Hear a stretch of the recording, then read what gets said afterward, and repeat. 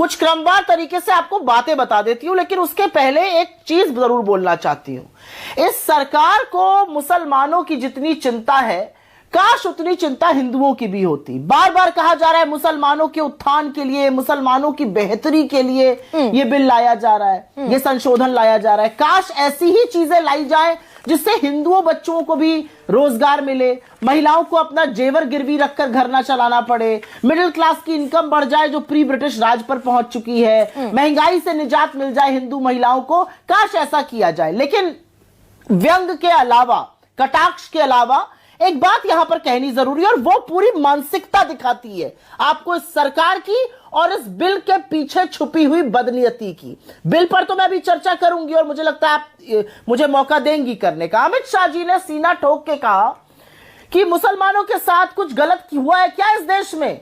क्या किसी की नागरिकता गई है सीए के बाद? मतलब अमित शाह के लिए मुसलमानों के साथ गलत होने का पैमाना वो है जब उनकी नागरिकता जाएगी तब गलत होगा। मैं अमित शाह जी से आपके मंच से और उनके प्रवक्ता से यहां पर पूछना चाहती हूं, उनके पर्वों पर जब उनको नमाज पढ़ने में लोग भद्दे भद्दे कमेंट करते हैं वो क्या है? उनकी बस्तियों पर बुलडोजर चला देना क्या है? उनकी लड़कियों को सुल्ली और बुल्ली डील पर इंटरनेट पे उनकी नीलामी लगाना क्या है? उनके मस्जिदों पर जब तक हम अपना झंडा नहीं गाड़ेंगे हमारा त्योहार पूरा नहीं होगा, ये क्या है?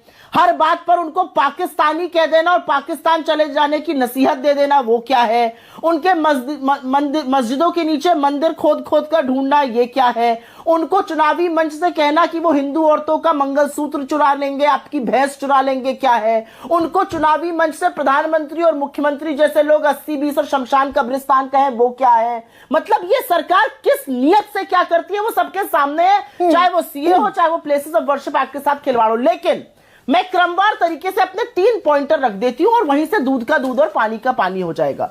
गरिमा जी, मैं एक सनातन संस्कृति और हिंदू धर्म की अनुयायी हूं।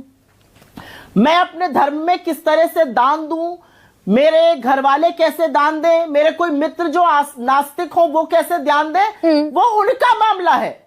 लेकिन यह सरकार हर मुसलमान के घर में सीसीटीवी कैमरा फिट करेगी। अगर वो 5 साल से 5 बार के नमाजी मुसलमान है तभी दे पाएंगे। ये सरकार तय करेगी कि कैसे मुसलमान दान देगा, कौन मुसलमान है दान देने के। पहली चीज। दूसरी चीज, आज ये सचर कमेटी का बड़ा नाम ले रहे हैं। इसी सचर कमेटी को पानी पी पी कर कोसते थे ये लोग, और आज सचर कमेटी का नाम ले। सचर कमेटी ने 2 और बातें कही हैं, और वो बात अमित शाह ने झूठ भी बोली वहां पर, और उनको सब्सटैंशिएट करना चाहिए। सचर कमेटी ने कहा था कि हमारी कमिटीज ने यह पाया है कि वक्फ की तमाम संपत्ति पर सरकार की कई एजेंसीज का, कई राज्य सरकारों का कब्जा है, उसको खाली कराया जाए। 355 अगर मैं गलत नहीं हूं तो ऐसी संपत्तियां थी, उसको खाली क्यों नहीं करा रही है सरकार? सच्चर कमेटी ने तो वक्फ कॉम्पनसेशन बोर्ड की भी बात करी थी, 500 करोड़ का रिवॉल्विंग फंड, उसके बारे में क्या है? एक और बात कहती हूं, झूठ बोला गया, महिला 2013 से महिला हो सकती है बोर्ड पर। दूसरी, तीसरी, चौथी सबसे बड़ी बात, कहा जा रहा है सारा डेटा डिजिटाइज हो जाएगा। आपने अपने ओपनिंग वक्तव्य में प्रेस रिलीज का हवाला दिया। राज्यसभा के पटल पर इस सरकार ने लिखित एफिडेविट में सुप्रीम कोर्ट में इस सरकार ने कहा है कि 99.99% डिजिटाइजेशन वामसी पोर्टल पर हो चुका है।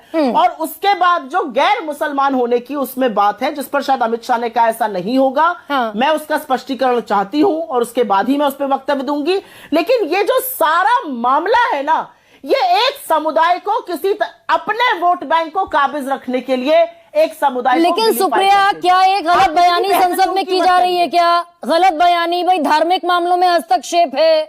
वक्फ बोर्ड बाकायदा एक रेगुलेटरी बोर्ड है और रेगुलेट करता है, रजिस्ट्रीज को रेगुलेट करता है, मैनेज करता है। भाई धार्मिक संस्था कैसे हो गई वक्फ बोर्ड? और अगर रेलवे और डिफेंस के बाद सबसे बड़ा जमीन का मालिक वक्फ बोर्ड है और डिस्ट्रिक्ट मजिस्ट्रेट के लेवल पर वो रजिस्ट्रियां अगर चेक कर ली जाएं और ये इंश्योर कर लिया जाए कि जिस जमीन पर हाथ रख दे बोर्ड वो जमीन वक्फ बोर्ड की नहीं होगी, ये अगर डिस्ट्रिक्ट मजिस्ट्रेट के लेवल पर चेक कर लिया जाए तो गलत क्या है?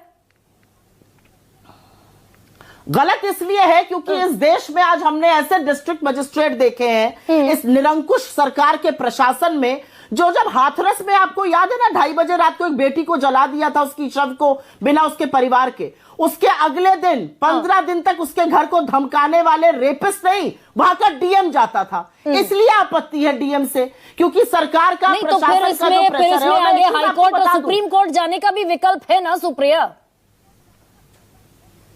अगर डीएम किसी तो तरह मतलब की, आप चाहते हैं कि पहले, एक मिनट, हाँ। हाई कोर्ट, मुझे नहीं पता आपके यहाँ कोई जमीन का मुकदमा चल रहा है कि नहीं। 50 ऐसे मुकदमे वालों को मैं जानती हूँ, लोगों को, वकीलों को जानती हूँ। 50-50, 60-60 साल, पूरी पुश्तें गुजर जाती हैं।